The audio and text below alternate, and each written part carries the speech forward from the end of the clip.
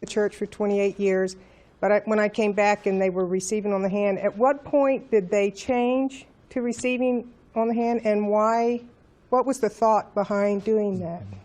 Yes, this issue to change the traditional manner of reverence and to stand and to receive in hand came from the Netherlands during the Second Vatican Council still.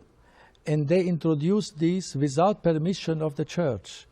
The bishops and clerics in Netherlands introduced this new manner illicitly and spreading all over the North Europe countries, Belgium, Germany, France, Austria. It was spreading like a cancer. And then the Pope Paul VI had forbidden this in 67. But the bishops of these countries continued to press the Pope, and then the Holy Father made he asked all the bishops of the world, everyone, his meaning about this new manner of receiving Holy Communion. And the qualitative majority of the bishops all over the world rejected this new manner of receiving in hand because of the danger of loss of fragments, of decreasing of the faith or devotion. And so the qualitative majority of all the bishops of the world, 68, rejected this as dangerous. And even so, 1 year later, 69, the Pope gave the permission to these bishops. Even so, the Pope was not so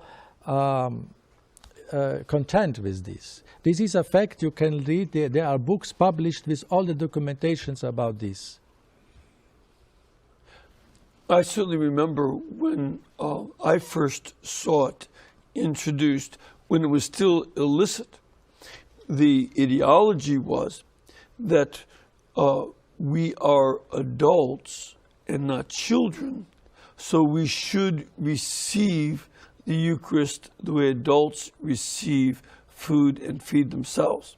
Yes. So that was also part of the ideology, at least in some areas here in the United States. Yes, but our Lord Jesus Christ said, unless you become a child, you will not enter in the kingdom of heaven. Right. Our Lord did not say, unless you become adult. So this habit came not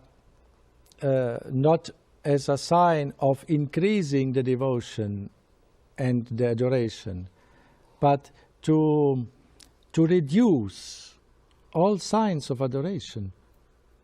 And this is a fact. We have to constate this. But this is our crisis, and this is a problem, and we have to be in the church so honest to acknowledge this. This is a crisis in the church.